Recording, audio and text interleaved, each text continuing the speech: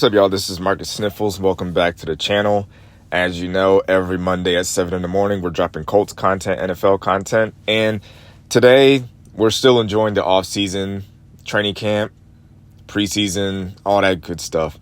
And the off-season, right before the start of the regular season, is all about predictions, hyperbole, hope, wishing, wishful thinking. And I kind of got in my head about what's the best case for this team. And then obviously I went to what's the worst case for the team going into this year. What are the things that could happen this year that are realistic that would be the best and worst case scenario for the team? Before we get started, I need you guys to like the video, drop a comment, make sure you guys are subscribing to the channel. Every Monday, 7 in the morning, we're going to be here, so you might as well just hit that subscription button. Okay, so we're gonna start with the negative first. We're gonna do top five worst case scenarios for the Colts for this season. Let's start at number 5. Latu doesn't progress. Now, we spent a top 15 pick on Latu.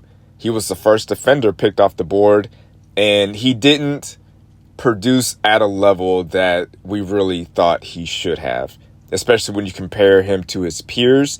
Now, I'm not saying that Latu was bad. He was actually pretty good at pass rush win rates, forced a lot of fumbles. He just didn't finish a lot of sacks. Latu not progressing is a disaster for this team, and you'll see why coming up in number 4. Number 4, Jalen Jones, Juju Brents, Zaire Franklin, and Nick Cross just don't fit in Lou's scheme. Either it's because the pass rush isn't getting there, or they're just not as good in coverage as we all thought they would be. Like, we know Zaire has a little bit of problem in coverage, but there is a possibility that the guys that have been here just don't fit Lou's system, and that would be another disaster. Number 3, the young offensive line just doesn't gel. We lose Ryan Kelly and Will French, and the offensive line just falls apart up the middle. We just can't get the run game going. We can't pass protect up the middle. Tanner takes a step back. Matt can't handle going from tackle to guard, and everything just falls apart. You cannot win in this league without a solid to great offensive line.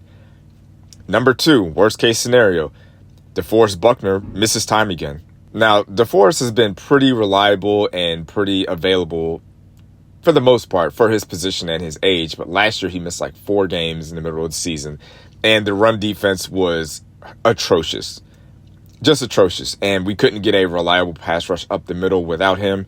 And if he continues to go down that road, which I don't foresee happening, this defense is going to be extremely bad, and it's going to look terrible.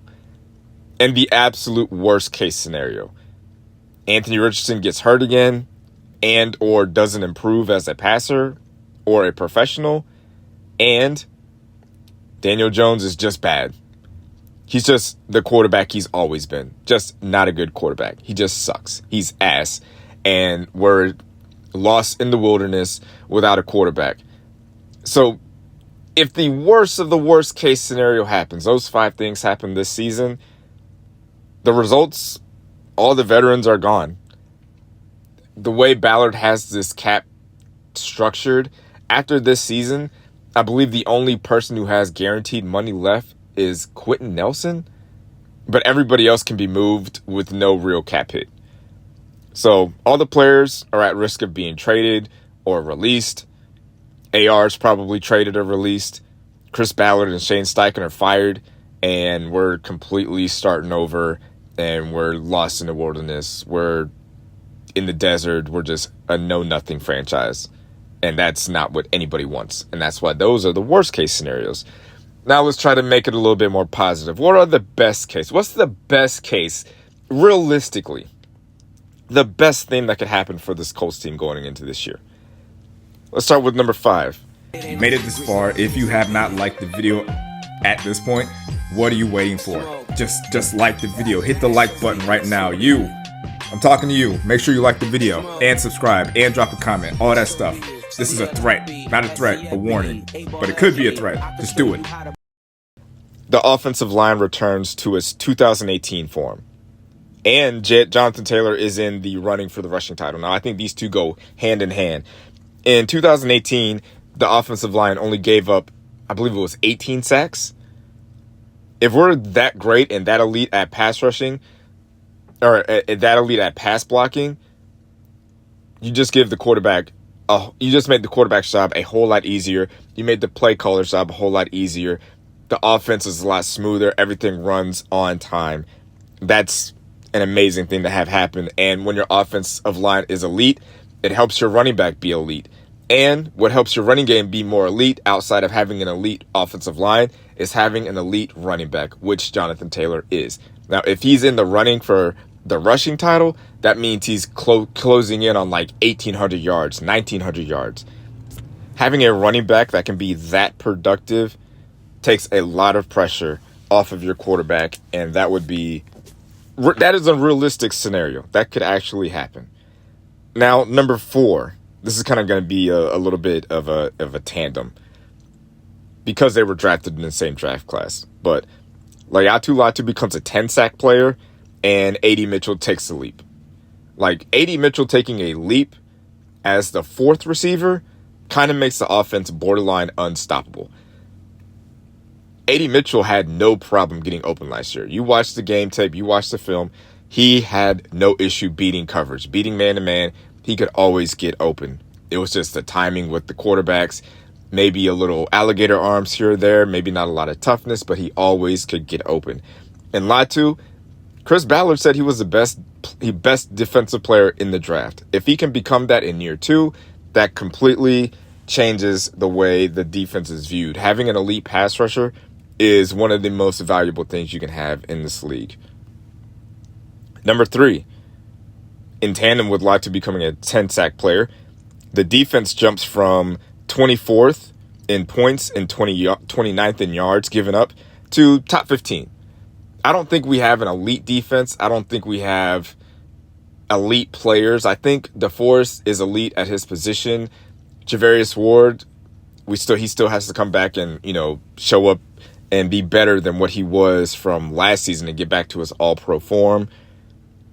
But if we can be a top 15 defense, that's an impressive jump, and that would really, really lighten the load of the offense and take a little bit of pressure on them having to, put up 30 points a game. If your defense is only allowing, say, 21 points a game, then your offense doesn't have that much pressure on them. Number 4, Tyler Warren is what he's advertised as. He was advertised as one of the best tight ends in the draft. He was a blue chip prospect. He's versatile. He can run the ball. He can throw the ball. He can catch the ball. He gets open, run after the catch, all that stuff. I'm not saying he's going to be Brock Bowers, but if he can come into this offense year 1 and be a reliable pass catcher over the middle, a reliable threat in the end zone, that's just another easy outlet for the quarterback. And number 5, best case scenario for this team. Anthony Richardson turns into year 2 Josh Allen. For his career, Anthony Richardson completes 48% of his passes. Josh Allen, in his second year in the NFL, completed 59% of his passes. For his career, Anthony Richardson has thrown for 2,300 yards. Second year, Josh Allen, 3,000 yards.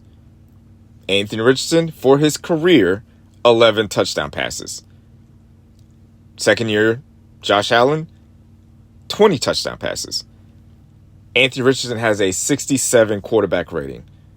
Josh Allen, in his second year, had an 85 quarterback rating. In his career, Anthony Richardson has 635 rushing yards with 10 touchdowns. Josh Allen, in his second year, 500 yards, 9 touchdowns. If Anthony Richardson can replicate that, complete almost 6% of his passes, 3,000 yards, 20 touchdowns, 500 yards rushing with almost 10 rushing touchdowns, that's top 15 quarterback probably, especially when you include his ability to run the ball. Him becoming that is what we need to have happen. Like, he worked with Josh Allen's trainer. He's got the similar body type. He's got the big arm. He's just got to work on the consistency. And I feel like his completion percentage can jump up dramatically if he's just more consistent on the layups, on the short passes. Now, he can throw the ball out of the stadium, but defenses right now do not have to worry about him underneath because he's not as accurate. If the defense has to be concerned with his underneath passing, that opens up the deep passing. And then you mix that in with Jonathan Taylor, mix that in with Tyler Warren, you mix it in with an AD Mitchell jump, you mix that in with a top 15 defense. The results for that, we're contending for the division, we make the playoffs, and we have a quarterback that we don't have to worry about. The position is solidified. Say what you want about some of these quarterbacks, but you look at, say, a Brock Purdy, Justin Herbert, Jalen Hurts. You look at a lot of teams that have these quarterbacks, they can go into the draft, into free agency, and not have to be concerned about fixing the quarterback position. If Anthony can do all those things, we can go into next year's draft and next year's free agency talking about, like, okay, how do we improve skill position? How do we improve the defense? Let's spend money elsewhere because we don't have to worry about rebuilding and starting over because we don't have a quarterback. And in my opinion, those are the best and worst case scenarios for the Colts coming into the season. Let me know in the comments what you think. Thanks for watching, babe. Make sure to like this video and subscribe to the channel.